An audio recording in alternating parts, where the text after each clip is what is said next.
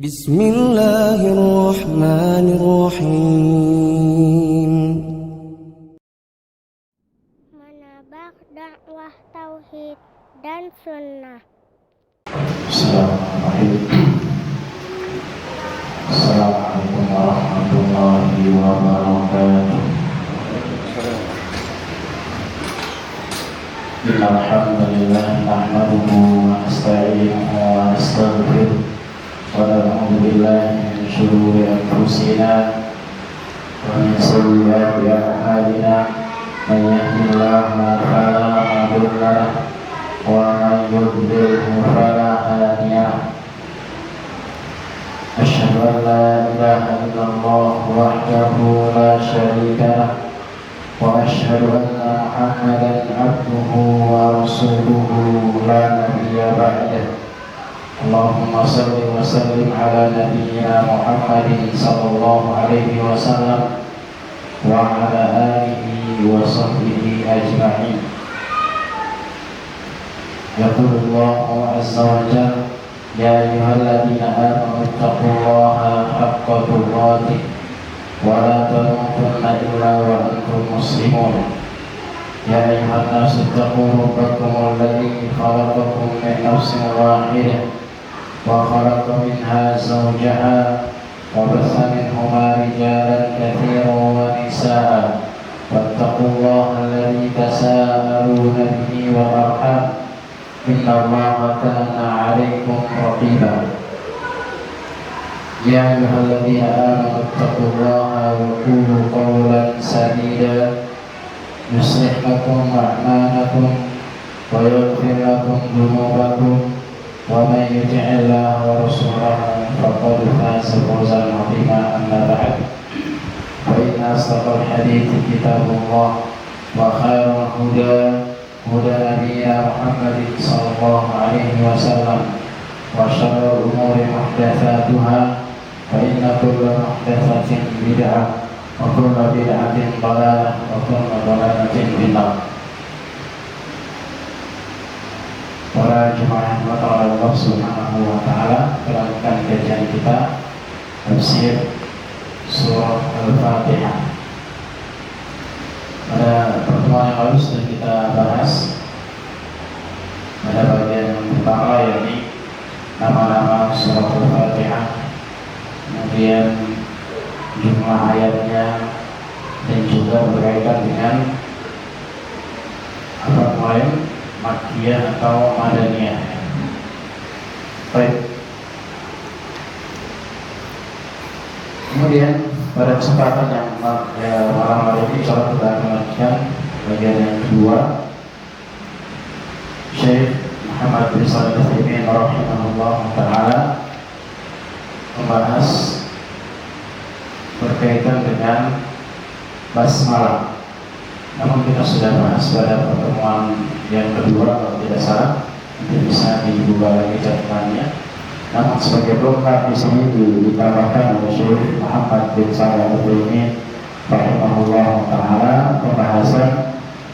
Beliau mengatakan hal basmalatu ayatun minal fatihati awla. Apakah basmalah Bismillahirrahmanirrahim itu termasuk satu ayat dari surah Al-Fatihah atau tidak? Ini sebagai pelengkap berkaitan dengan pembahasan tentang basmalah.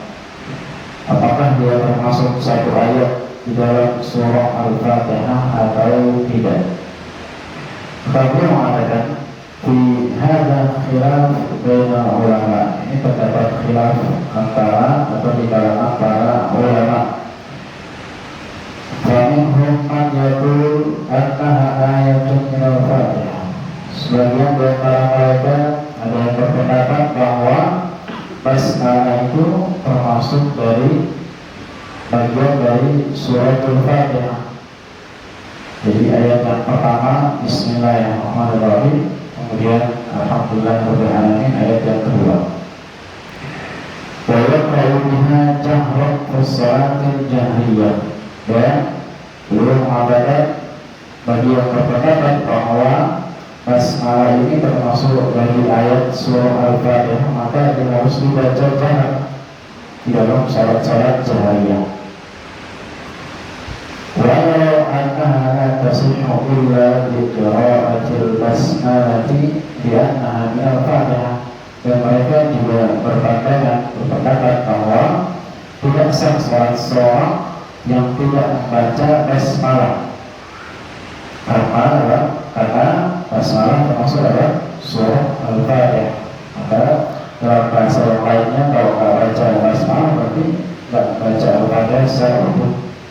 Ya, jadi seperti itu pendapat yang pertama. Pendapat yang pertama adalah yang berpendapat bahwa Bismillahirrahmanirrahim termasuk satu ayat dari surah Al-Fatihah. Maka sekali lagi, bagi yang tidak membaca surah atau membaca basmalah di dalam salat jahriyah, maka tidak sah salatnya. Kemudian pendapat yang kedua, ada yang berpendapat bahwa innaha laysat minal Fatihah, bahwa bismillah itu bukan termasuk dari surah Al-Fatihah.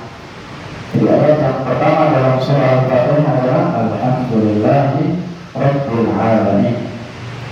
Lakinnaha, dia mengatakan lakinnaha ayatun mustaqillatun min kitabillah. Akan tetapi basmalah itu adalah satu ayat yang tersendiri dari Al-Quran.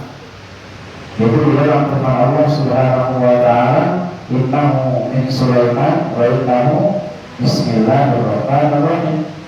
Nah, jadi diambil dari lafaz tersebut termasuk ayat di dalam Al-Quran.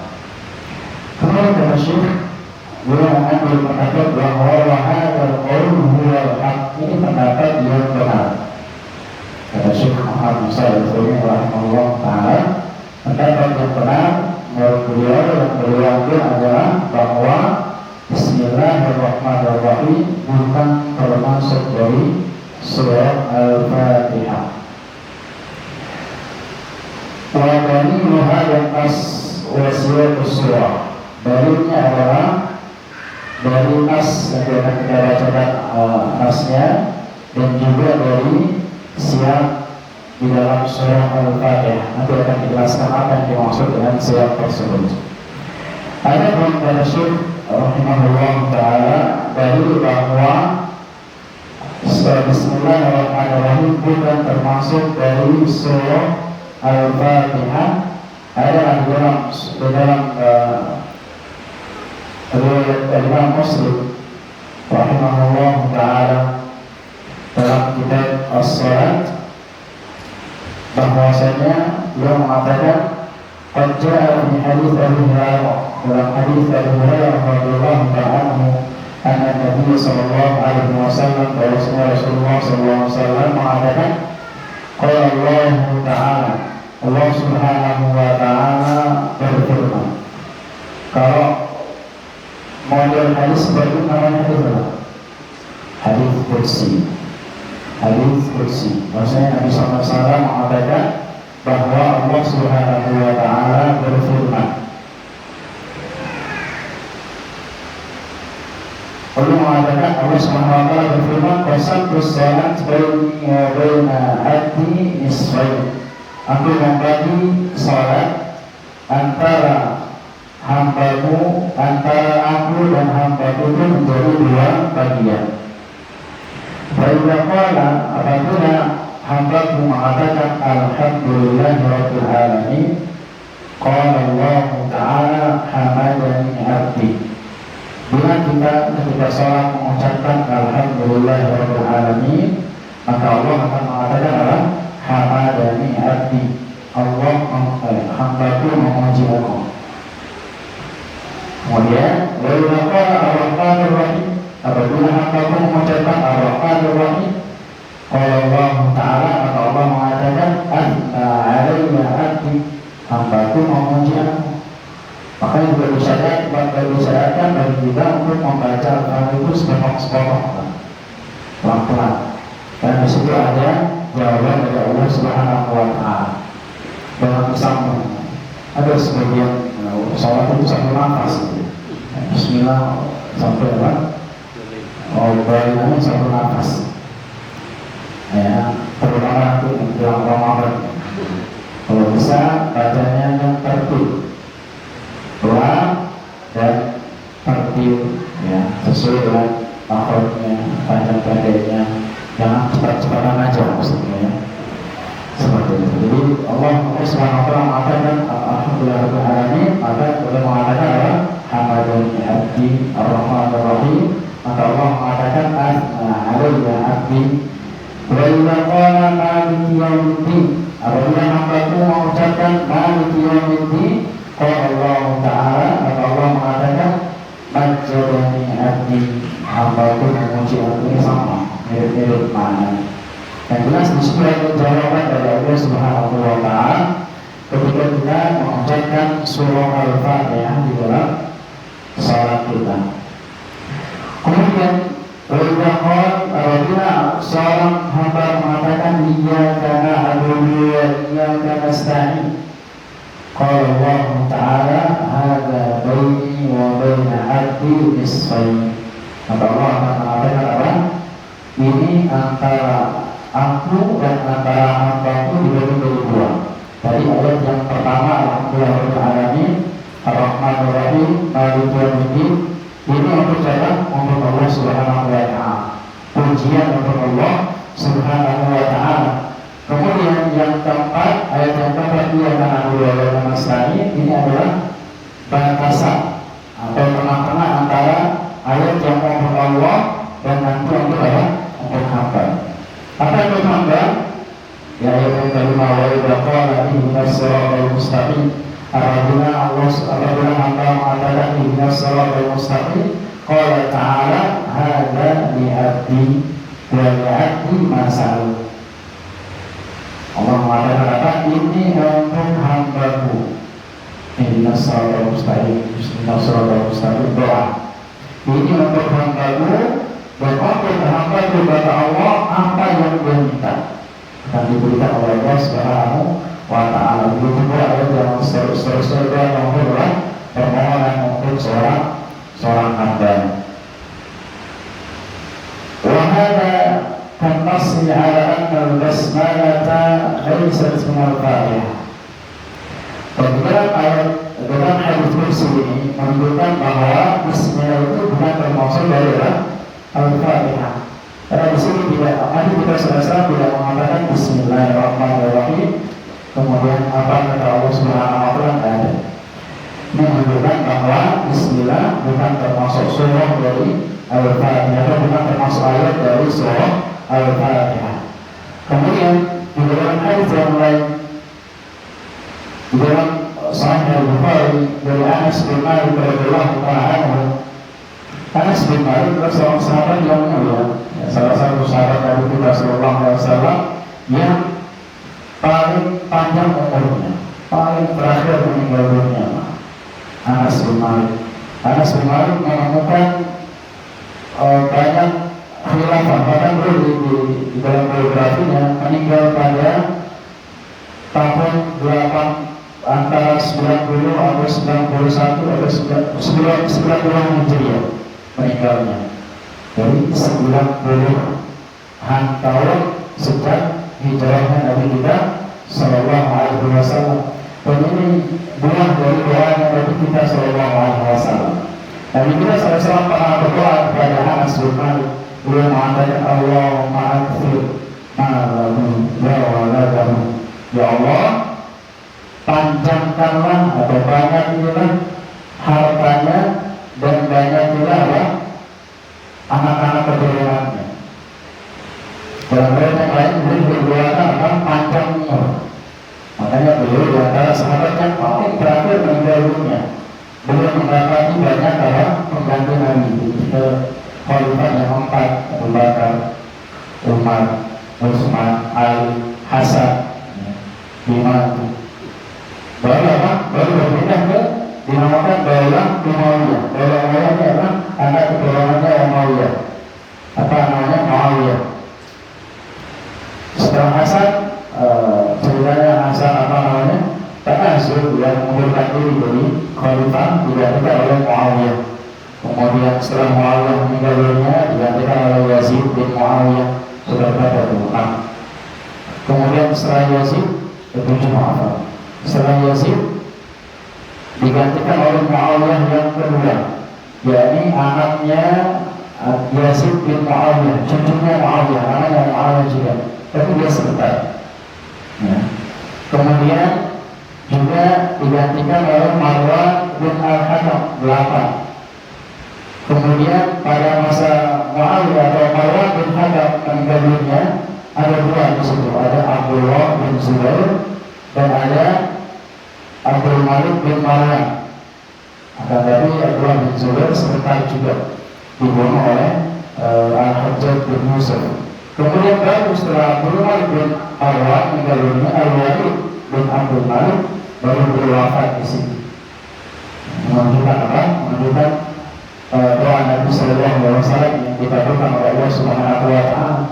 Diriwayatkan bahwasanya anak cucu beliau berjumlah 129 orang. Bapak berapa? 4, Masya Allah. Sebalik dari 1 kan ya? Anak sebalik banyak istrinya juga. Jadi bukan 1 istri, 129 anak ya. Ada yang meninggal dunia dan seterusnya. Sampai ketika beliau meninggal dunia, ada yang mengatakan bahwa anak beliau 129 orang. Ini menunjukkan apa? Bahwa Nabi kita selesai dikabulkan dan jangan berdoa. Nabi kita selesai mendoakan banyak orang.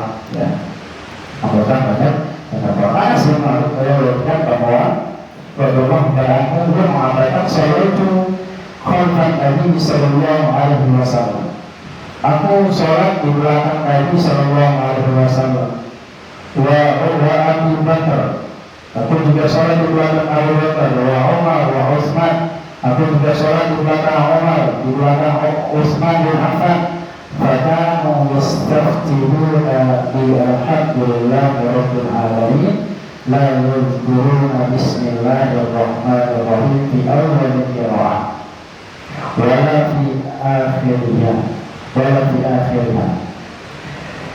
Dia mengatakan bahwa saya sholat di belakang Nabi, saya sholat di belakang Abu Bakar, saya sholat di belakang Umar, di belakang Utsman. Mereka semuanya memulai dengan buka bacaannya dengan Alhamdulillahirabbil alamin. Mereka tidak mengucapkan Bismillahirrahmanirrahim di awal surat ataupun di akhir. Ketika membaca surat yang lain juga enggak. Karena apa? Karena memang termasuk dari sebagaimana kita sampaikan tadi bahwasanya perkataan yang dikutip Syekh Muhammad bin Shalih Al-Utsaimin bukan termasuk dari surah Al-Fatihah.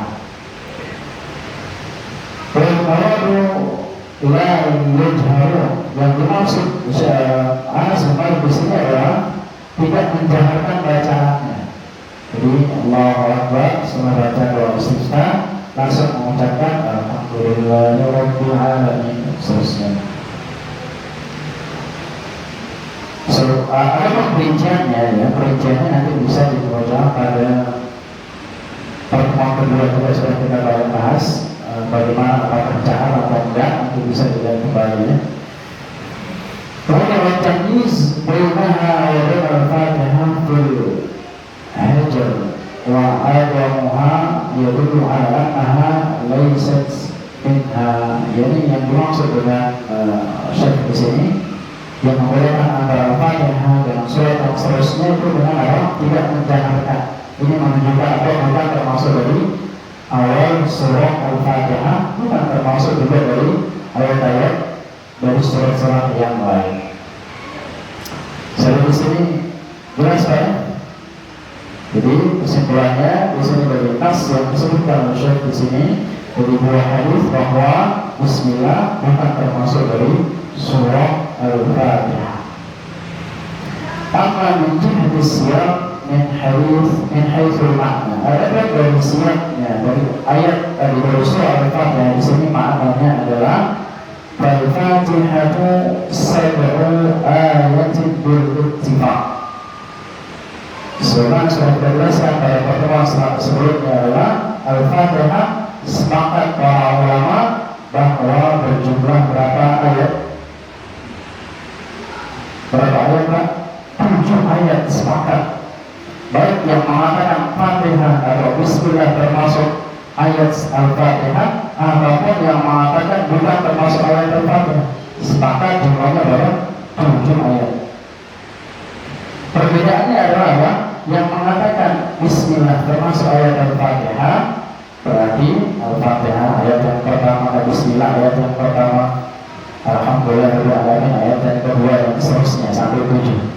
Adapun yang tidak mengatakan Bismillah termasuk ayat surah Al-Fatihah, berarti Alhamdulillahirrahmanirrahim itu ayat yang pertama, nanti di ayat yang terakhir di bagian kedua, Siratal ladzina an'amta 'alaihim, ayat yang ke-6, ghairil maghdubi 'alaihim waladdallin, ayat yang ke-7.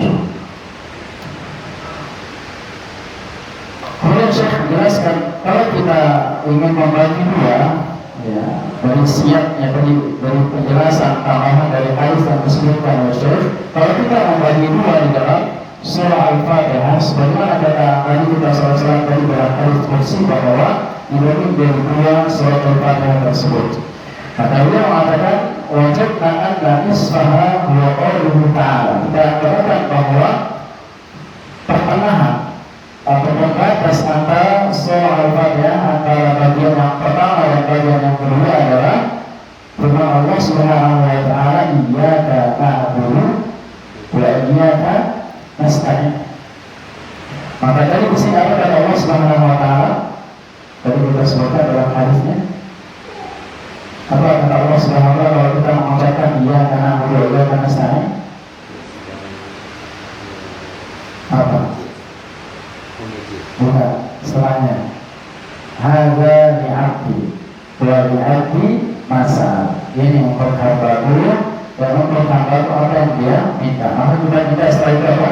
Siratal ladzina ihdinas siratal mustaqim siratal ladzina an'amta 'alaihim ghairil maghdubi 'alaihim waladdallin. Amin.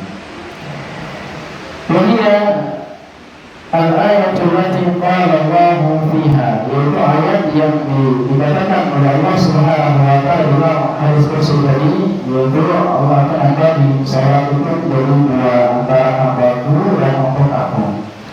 Kemudian alhamdulillahirabbil alamin, dan yang pertama Ar-Rahmanir Rahim, yang kedua Maliki Yaumiddin, ini yang ketiga. Wa kulluha haqqun lillahi azza wa jalla. Ketiga ayat tersebut ini adalah haknya Allah. Nanti akan dijelaskan oleh rinci apa yang dimaksud dengan ketiga ayat tersebut. Yang jelas tadi itu adalah pujian bagi Allah Subhanahu wa taala. Alhamdulillahirabbil alamin, Ar-Rahmanir Rahim, Maliki Yaumiddin, semuanya adalah haknya Allah Subhanahu wa taala. Iyyaka na'budu wa iyyaka nasta'in, ini ayat yang keempat yang bermakna wahiyya isman. Ini adalah yang keempat sebagai pembatas antara haknya Allah dengan haknya hamba atau haknya kita semuanya. Qismun minha haqqullah wa qismun haqqul lil 'abdi. Sebagian yang pertama untuk Allah, sebagian yang kedua untuk siapa? Untuk hambanya. Ihdinas siratal mustaqim lil 'abdi, dengan berhamba mendapat kita ihdinas siratal mustaqim. Kemudian siratal ladzina an'amta 'alaihim, ini juga untuk hamba, ghairil maghdubi 'alaihim waladdallin. Amin. Waladdallin, ini yang kedua untuk hamba. Jadi tiga untuk Allah pujian, tiga untuk hamba sebagai permohonan atau permintaan kita semuanya. Fataqulu beliau Syekh Muhammad bin Shalih Al-Utsaimin rahimahullah ta'ala, fataqulu salatu ayatin lillahi azza wa jalla, maka tiga ayat itu untuk Allah, wa hiya salatul ula, itu ketiga ayat yang pertama, wa salatu ayatin lil 'abdi, wa hiya salatul akhirah, dan juga tiga ayat untuk hamba, yaitu ayat atau tiga ayat yang terakhir. Ihdinas siratal mustaqim siratal ladzina an'amta 'alaihim ghairil maghdubi 'alaihim waladdallin. وواحدة بين العبد وربه وهي الرابعة الوسطى. Dan ayat yang keempat adalah pemisah antara haknya Allah dan haknya hamba, yaitu ayat yang keempat, yaitu yang bagian tengahnya. Kemudian kata Syekh rahimahullah ta'ala, sama min jihati siyaq min haitsul lafzi fa idza qulna innal basmalata ayatun minal Fatihah. Kemudian dari segi lafaznya menunjukkan bahwa Al-Fatihah termasuk basmalah atau tidak. Kalau kita mengatakan Al-Fatihah bagian atau ayat dari basmalah termasuk ayat dari Al-Fatihah, lazima takun al-ayatus sabi'atu qawimatun ala qadri ayatain. Berarti ayat yang keempat, yang terakhir itu adalah ayat yang panjang. Itu kelazimannya, ayat yang panjang dari kata surah Al-Ladina A'ta'alihim Al-Maghlubi Alaihim Waladhdallin. Kalau amin itu bukan, amin itu bukan Al-Fatihah, itu ucapan kita semuanya. Wa minal ma'lum anna taqarrubul ayat bil-tul wal qasr huwa al-asl. Mulai kata Syekh, yang dipahami atau yang seharusnya ayatnya itu harus sama-sama panjangnya, mirip. Ya, kalau kita temukan di dalam surah-surah yang lain, misalkan seperti apa?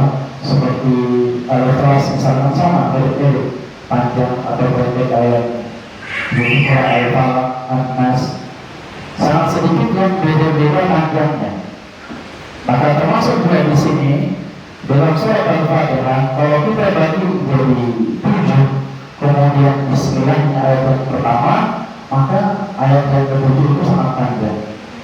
Surat Al-Ladina A'ta'alihim Al-Maghlubi Alaihim panjang. Maka di sini dua-dua masyhur, kata-kata yang berambil adalah Bismillahirrahmanirrahim, bukan termasuk bagian dari Al-Fatihah. Kemudian kesimpulannya kata Syekh Muhammad bin Shalih Al-Utsaimin rahimahullah ta'ala, fasawabul ladzi la syakka fihi, yang benar, yang tidak ada lagi keraguan di dalamnya, annal basmalata laysat minal Fatihah, bahwa Bismillahirrahmanirrahim atau basmalah ini bukan termasuk dari surah Al-Fatihah, laysat min baqiyatis suwar, juga bukan termasuk dari surah-surah yang lainnya. Ini para jamaah Allah Subhanahu wa ta'ala, kesimpulan adalah bagian yang pertama ini bahwa Bismillahirrahmanirrahim bukan termasuk surah dari Al-Fatihah. Allah Ta'ala kemudian kemudian Allah Subhanahu wa ta'ala, ayat yang pertama dari surah Al-Fatihah, Allah Subhanahu wa ta'ala mengatakan Alhamdulillahi Rabbil Alamin. Segala puji bagi Allah, Rabb semesta alam, Rabb seluruh alam. Dan yang dimaksud dengan Alhamdu adalah wasful mahmud wa wasful mahmud bil kamal ma'al mahabbati wa ta'zim, yaitu mensifati yang dipuji. Siapa yang dipuji di sini? Siapa yang dipuji? Allah Subhanahu wa ta'ala. Ya. Kita memuji Allah Subhanahu wa ta'ala dengan pujian yang sempurna. Ya, dengan seluruh pujian. Ini adalah mulai pujian dari Allah Subhanahu wa ta'ala. Dan ada yang menjelaskan bahwa alif lam di dalam kata alhamdulillah di sini adalah mencakup semua bentuk pujian. Dan yang terpenting adalah harus dibarengi dengan dua hal, yaitu al-mahabbah wa ta'zim. Apa artinya mahabbah? Dengan penuh cinta, dan juga penuh dengan pengagungan. Kita puji Allah Subhanahu wa ta'ala dengan semua jenis pujian yang dibarengi dengan cinta dan penuh pengagungan. Ini bedanya antara alhamdu dengan al-madhu. Kalau bisa cari di Google Translate, al-madhu dan alhamdu itu artinya sama, untuk memuji, untuk menyanjung orang. Akan tadi bedanya antara alhamdu dengan al-madhu, kalau alhamdu dengan seluruh bentuk pengagungan atau pujian dibarengi dengan cinta dan pengagungan. Kalau al-madh, pujian dengan menggunakan al-madh itu tidak dibarengi dengan atau tidak selalu dibarengi dengan cinta dan pengagungan. Contohnya apa? Contohnya dahulu pada awal-awal awal-awal kehidupan dari Umayyah atau yang semisalnya, banyak para penyair-penyair memuji khalifahnya, tapi bukan atas dasar cinta, bukan atas dasar pengagungan, cuma pengen memuji aja, nanti dikasih dulu. Dikasih apa? Dikasih harta, ganti khalifah, ganti pujiannya, semua dari puji oleh penyair tersebut. Ya, berbeda dengan alhamdu. Maka sebenarnya kita kadang memuji orang, kita tidak cintai orang tersebut, tidak juga mengagungkan orang tersebut, tapi cuma madh saja, nyanjung saja. Ya, ini bedanya antara apa? Alhamdu dengan al-madhu. Kalau alhamdu ini adalah dengan mensifati seorang atau sesuatu yang dipuji dengan seluruh bentuk pujian sempurna, dibarengi dengan cinta dan apa? Dan pengagungan. Al-kamalul zati, sempurna zatnya dan sempurna sifatnya, wal wasfi wal fi'li, sempurna perbuatannya, seluruhnya sempurna oleh Allah Subhanahu wa ta'ala. Wa huwa kamilun fi dzatihi wa sifatihi wa af'alihi.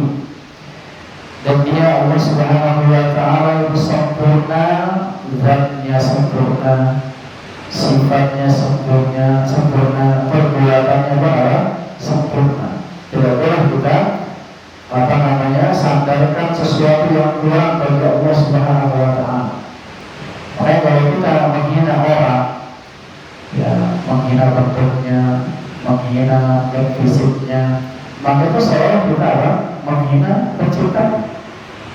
Nah, kita boleh menghina fisik seseorang, ya, karena yang menciptakan itu adalah Ahsanul Khaliqin, sebagai pencipta, yaitu Allah Subhanahu wa ta'ala. Sifatnya sempurna, semuanya sempurna. Walaupun dalam qaidin wa huwal mahabbatu wa ta'zim, maka wajib kita ikat itu pujian yang sempurna tadi dengan dua hal tadi, yaitu dengan penuh kecintaan dan penuh pengagungan kepada Allah Subhanahu wa ta'ala.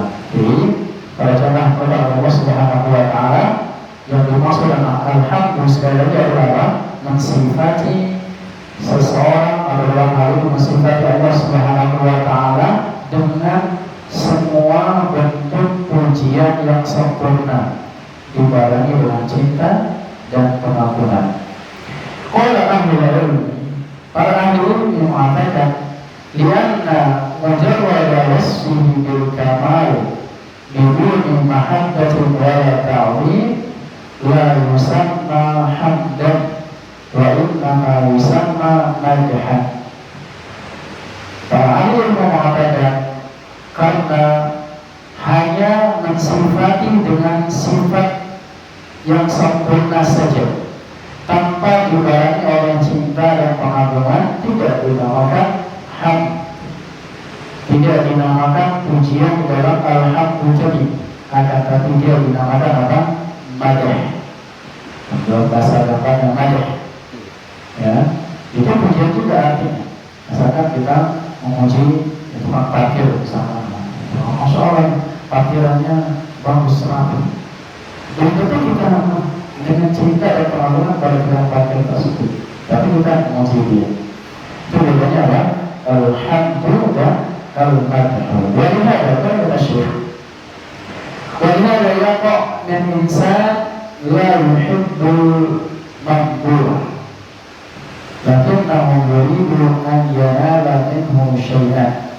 Oleh yang kita dapati sebagian orang, mereka tidak mencintai orang yang dipuji. Ya, meskipun dia memuji, tapi dia tidak mencintai orang yang dipuji tersebut.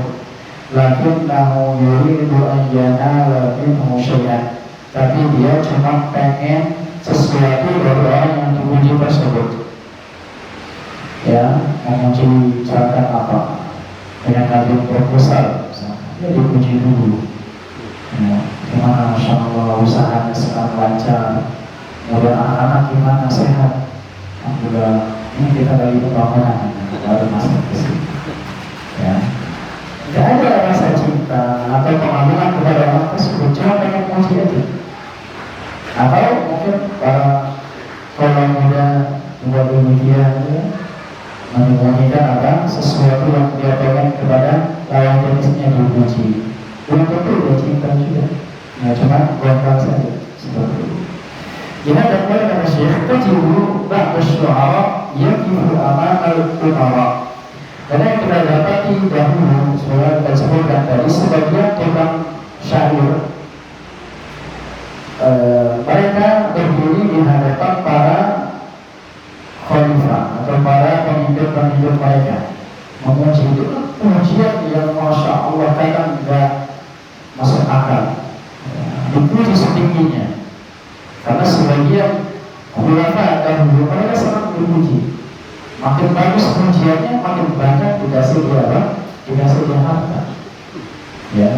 Kecuali para pemimpin yang bertakwa kepada Allah Subhanahu wa Ta'ala. Sebagai contoh, kalau kita baca selamanya Umar bin Abdul Aziz, dia tidak mau dipuji. Kalau dia puji, dibilang orang munafik kan? Di depannya puji, ada di belakang belum tentu. Seperti itu. Di antara ciri-ciri orang-orang, itu orang munafik. Kalau contoh Umar bin Abdul Aziz, senang dia dipuji. Kalau sudah mulai dipuji, sudah pergi aja. Jadi seperti mana? Karena sebagian ya, orang pengen itu yang sama gitu. Karena itu bukan sifat manusia, itu juga punya senang gitu. Bahkan kalau dicaci maki nggak senang. Ya, ada yang senang dicaci maki nggak? Ada yang senang dicaci maki? Bilang aja nama istrinya senang. Itu membeda urusan kayak katanya. Dia ngomong itu atas dasar cinta. Ya, bukan nggak suka. Baik. Kemudian supaya lahum bi awsafin azimah la mahabbata fihim. Orang-orang para penyair itu mereka mensifati pemimpin-pemimpin mereka dengan sifat-sifat yang luar biasa, sifat-sifat yang kadang gak layak untuk pemimpin tersebut. Padahal tadi dia tidak mencintai pemimpin tersebut. Cuma kayak apa? Walaupun mahabbatan fil mali ladzi ya'tunahu wa khawfan minhu. Kadang tadi dia pengen harta aja atau karena takut saja. Kalau ada puji yang dihukum apa ya semisalnya. Lakinna hamadna rabbina, lakinna haddana rabbina azza wa jalla hamdun mahabbatun wa ta'zim. Karena tadi pujian kita kepada Rabb kita Allah Subhanahu wa Ta'ala, yaitu pujian yang didasari oleh cinta dan pengagungan kepada Allah Subhanahu wa Ta'ala. Fadzalika shara budda min fil hamdi annahu wasful mahmud bil kamali ma'al mahabbati wa ta'zim. Maka wajib kita ikat dia untuk membedakan antara madah tadi, yaitu dengan apa? Dengan atas dasar cinta dan pengagungan kepada Allah Subhanahu wa Ta'ala. Wa arifna fil hamdi, jadi kita sampaikan bahwa arifna di dalam al-hamdi itu bersifat al-istighraq. Bersifat al-istighraq yang maksudnya adalah dia al-istighraqu jami'il mahamid, yaitu mencakup segala bentuk pujian. Alif lam. Kalau kita mengucapkan alhamdulillah, maka kita sedang memuji Allah Subhanahu wa Ta'ala dengan semua bentuk pujian yang sempurna atas dasar cinta dan pengagungan kepada Allah Subhanahu wa Ta'ala.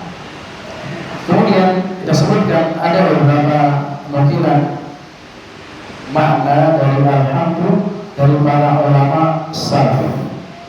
Di antaranya adalah ucapan Umar bin Khattab radhiyallahu ta'ala anhu sebagaimana diriwayatkan oleh Ibnu Abbas radhiyallahu ta'ala anhu bahwasanya Umar bin Khattab mengatakan qad 'allamna subhanahu wa qad 'allamna subhanallah wa la ilaha illallah falhamdulillah. Kita sudah paham apa itu subhanallah, apa itu la ilaha illallah. Lalu beliau mengatakan apa yang dimaksud dengan alhamdulillah. Faqala Ali bin Abi Thalib, dan Ali mengatakan bin Abi Thalib radhiyallahu ta'ala yang dimaksud dengan alhamdulillah adalah boleh bicara kalimatun radhiyahallahu li nafsi. Alhamdulillah itu adalah kalimat yang Allah Subhanahu wa Ta'ala ridhai untuk dirinya. Ya, kalimat yang Allah Subhanahu wa Ta'ala ridhai untuk dirinya. Kemudian dalam riwayat yang lain Umar mengatakan kepada Ali bin Abi Thalib dan sebagian sahabat yang berada di sana, beliau mengatakan la ilaha illallah wallahu akbar wa arafnaha. Kata la ilaha illallah Allahu akbar kita sudah paham, ya, kita sudah paham maknanya. Alhamdulillah, lalu apa yang dimaksud dengan alhamdulillah? Maka Ali bin Abi Thalib menjawab kalimatun alhamdulillah itu maksudnya adalah kalimatun ahabbahallahu li nafsi, kalimat yang Allah cintai untuk dirinya, wa radiyaha li nafsi, dan yang Allah ridhai untuk dirinya, wa ahabba an tuqal, dan kalimat yang Allah ingin atau Allah suka untuk diucapkan. Sekali lagi, Ali mengatakan yang dimaksud dengan alhamdulillah adalah kalimatun ahabbahallahu li nafsi, kalimat yang Allah cintai untuk dirinya, dan wa radiyaha li nafsi, dan yang Allah ridhai untuk dirinya, wa ahabba an tuqal, dan yang dicintai oleh Allah untuk diucapkan. Sama Allah Subhanahu wa Ta'ala kalau hambanya mengucapkan alhamdulillah, di dalam suka ataupun duka kita wajib mengucapkan alhamdulillah. Lagi dapat nikmat kita mengucapkan alhamdulillah, atau alhamdulillahilladzi bi ni'matihi tatimmus shalihat. Lagi dapat musibah mengucapkan alhamdulillah ala kulli hal. Ya, maka di situ sebuah ucapan yang sangat dicintai oleh Allah Subhanahu wa Ta'ala. Maka dalam riwayat yang lain disebutkan bahwasanya afdhalul dzikri la ilaha illallah wa afdhalud du'a alhamdulillah.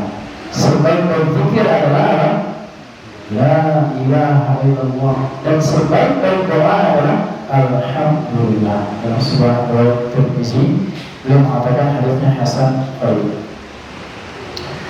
Makanya orang start pada jamaah kepada Allah Subhanahu wa Ta'ala, dan kita mengucapkan syukur alhamdulillah, memuji Allah Subhanahu wa Ta'ala. Kemudian Ibnu Abbas radhiyallahu ta'ala anhu mengatakan arti dari atau makna dari alhamdulillah adalah kalimatus syukri, itu kalimat untuk syukur, mengucapkan syukur kepada Allah Subhanahu wa Ta'ala. Wa idza qala al-'abdu, apabila seorang hamba mengucapkan alhamdulillah, maka Allah Subhanahu wa Ta'ala akan menjawab ucapan tersebut.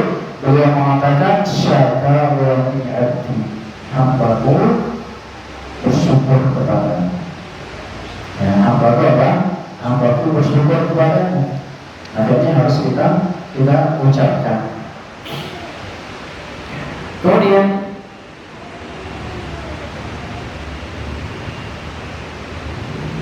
itu diantara ucapan para salaf tentang ucapan alhamdulillah yang kita ucapkan. Kemudian waqaluhu, kepada firman Allah Subhanahu wa taala, lillah. Nah, tadi sudah alhamdulillah. Alhamdulillah. Kemudian yang kedua apa? Lillah. Ini masih dalam satu ayat. Allah di sini kata Syekh Muhammad bin Shalih Al-Utsaimin rahimahullah taala adalah lil ikhtisas wal istihqaq, yang menunjukkan bahwasanya hanya milik Allah Subhanahu wa taala segala pujian daripada alhamdulillah. Jadi hanya milik Allah Subhanahu wa taala segala pujian yang ada dalam bentuk apapun pujian tersebut. Wajib kita peruntukan kepada Allah Subhanahu wa taala. Di dalam lam tadi. Jadi subhanallah ada lam majrur, kemudian apa? Lafzul jalalah Allah. Allah, kemudian lafzul jalalah Allah adalah ismu Rabbina azza wa jalla la yusamma bihi ghairuh. Allah adalah nama Rabb kita azza wa jalla yang tidak boleh dinamai selainnya. Tidak boleh ada nama-nama kita Allah, tidak boleh. Ya. Pernah dapatin nggak ada nama orang Allah? Kalau Tuhan ada ya, pengatur viral itu Tuhan. Ada juga namanya Fir'aun. Jadi kita harus teliti juga sebelum kita kasih nama baik. Jadi ini Allah adalah nama yang tidak boleh dinamai selainnya dengan nama tersebut. Wa maknaha, adapun makna dari lafzul jalalah Allah adalah al-ma'lum ay al-ma'bud hubban wa ta'ziman. Yang dimaksud dengan kata Allah adalah al-ma'lum, yang disembah, al-ma'bud yang disembah dengan penuh kecintaan dan pengagungan. Ini maksud dari kata apa? Allah. Maka kalau kita namai orang dengan Allah, maka seorang kita apa? Pengen menyembah dia. Karena anak Allah adalah al-ma'lum atau al-ma'bud mahabbatan wa ta'ziman. Sesuatu yang disembah dengan penuh kecintaan dan penuh pengagungan. Wa qauluhu ta'ala rabbul alamin, dan firman Allah Subhanahu wa taala rabbul alamin, alhamdulillahi rabbil alamin. Ar-rabb huwa man ijtama'a fihi thalathatu awsaf, yang bisa dikatakan Rabb itu adalah bila terpenuhi 3 sifat.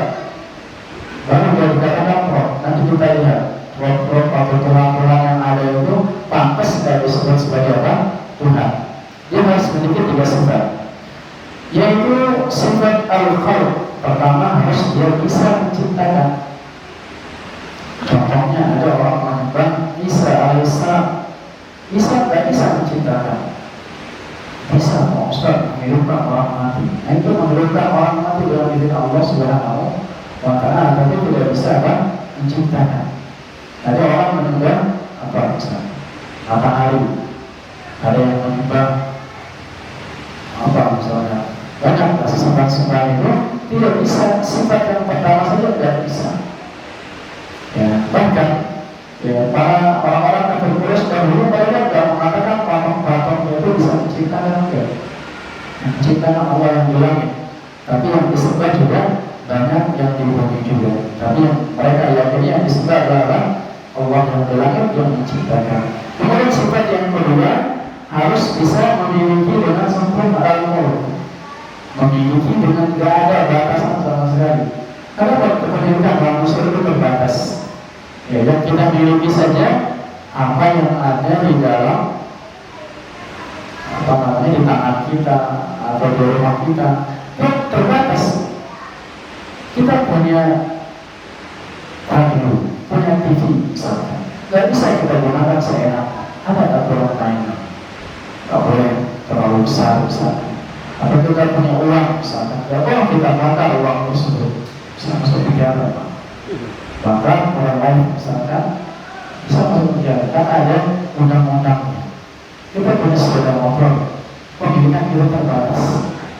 Adapun kepemilikan Allah Subhanahu wa Ta'ala sempurna, mau diambil kapan saja boleh, mau diapain saja boleh, tidak boleh dipertanyakan. Ya Allah, kenapa begini dan ini nggak boleh? Kenapa kau ambil bapakku? Nggak boleh. Itu punya Allah Subhanahu wa Ta'ala. Nah, tapi kalau kita kepemilikan kita akan terbatas. Kemudian sifat yang ketiga adalah at-tadbir, mampu mengatur semua yang ada di muka bumi ini, yang ada di langit, yang ada di bumi, ya, mengatur dunia, mengatur akhirat, mengatur yang ada di ruang angkasa. Itu yang disebut sebagai Allah atau Tuhan. Selain memiliki ketiga sifat ini, maka tidak pantas disematkan kata-kata atau sifat roh kepada benda atau orang tersebut.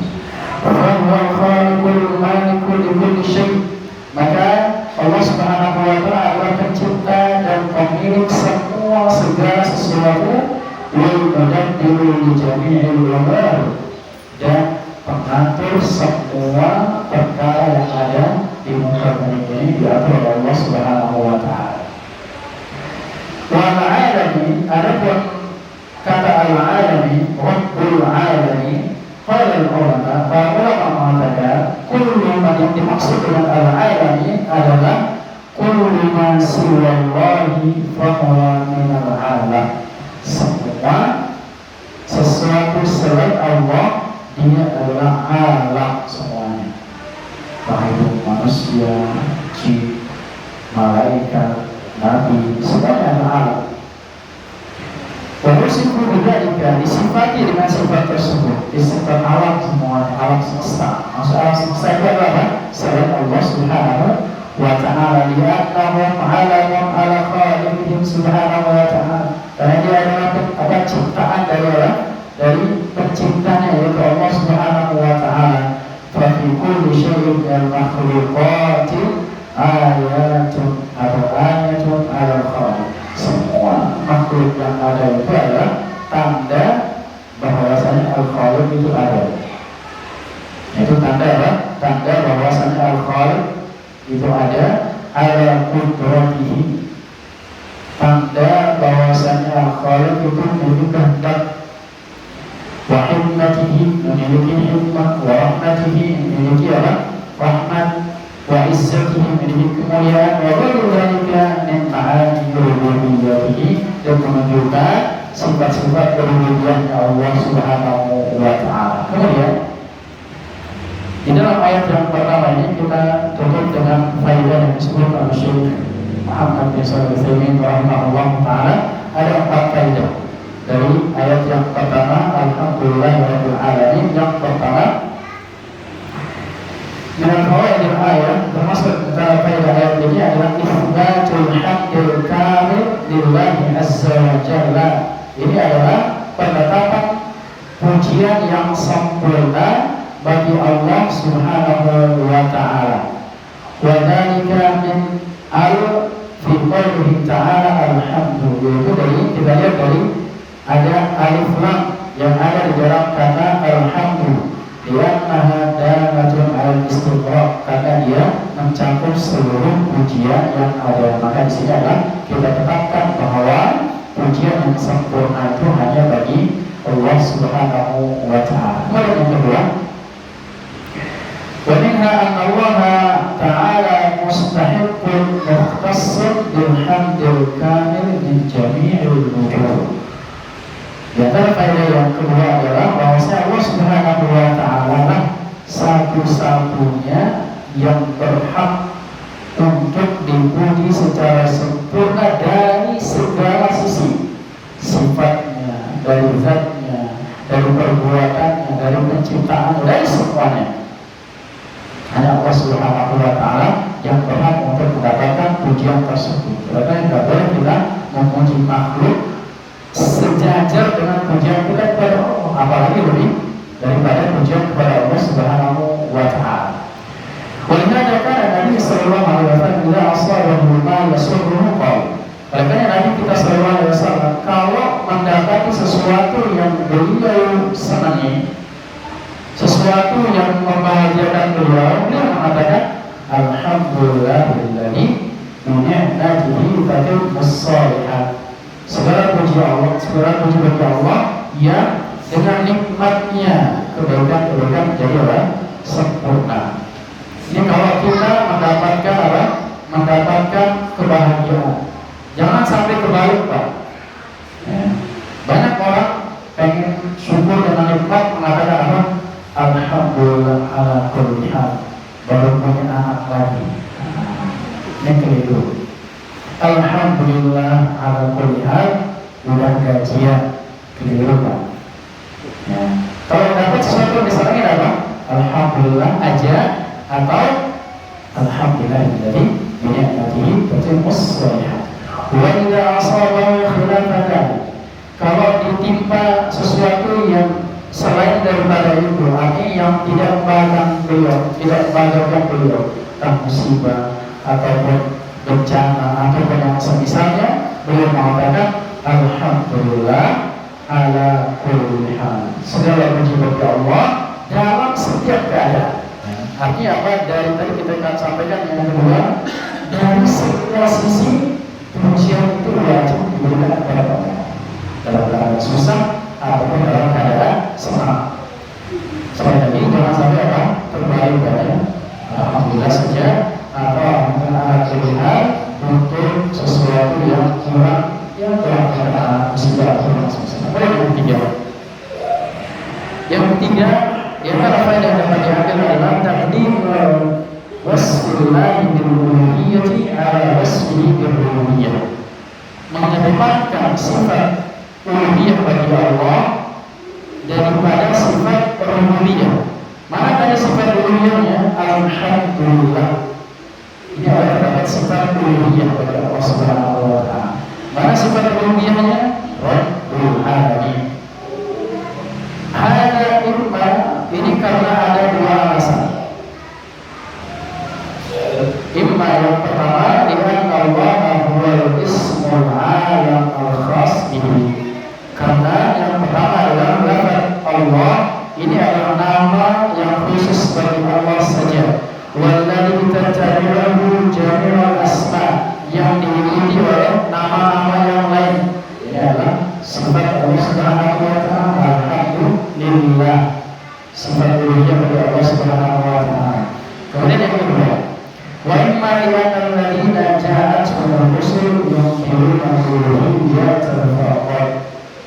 Karena yang diingkari oleh para pengikut-pengikut Rasul atau orang yang didakwahi oleh Rasul ini adalah uluhiyah saja.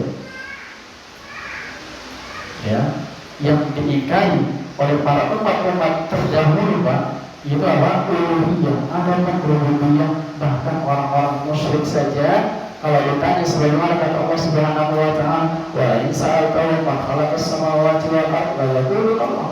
Orang-orang musyrik kalau ditanya siapa yang menciptakan langit dan bumi, mereka akan mengatakan siapa? Allah yang menciptakan. Itu adalah sifat uluhiyah bagi Allah Subhanahu wa taala. Kemudian yang terakhir yang keempat, di antara faedah yang dapat kita ambil dari ayat yang pertama ini adalah ulama rububiyatillahi ta'ala di jami'il alam. Keumuman rububiyah Allah Subhanahu wa taala kepada seluruh alam, seluruh apa-apa selain Allah Subhanahu wa taala, baik itu malaikat, manusia, jin, langit, bumi, bintang-bintang dan seterusnya, semuanya termasuk apa? Alam yang di bawah kekuasaan Allah Subhanahu wa taala berdasarkan firman Allah Subhanahu wa taala apa? Rabbul alamin. Rabbnya seluruh alam semesta. Selain daripada Allah Subhanahu wa taala. Makanya para jemaah yang dapat kita ambil dalam kesempatan ini, semoga yang sedikit ini bermanfaat buat kita semuanya dan bisa menjadi timbangan kebaikan buat kita semuanya. Dan terakhir itu semoga Allah Subhanahu wa taala berikan kita kesempatan untuk bisa bertemu dengan bulan Ramadan baik dengan penuh keimanan dan bisa memaksimalkan ibadah di bulan Ramadan tersebut. Apabila yang benar maka kepada Allah Subhanahu wa taala, bila yang salah maka itu kurang dari kemauan pribadi. Allah Subhanahu wa taala terbebaskan dari segala macam kekurangan. Subhanallah wa bihamdika asyhadu an la ilaha illa anta astaghfiruka wa atubu ilaik. Assalamualaikum warahmatullahi wabarakatuh.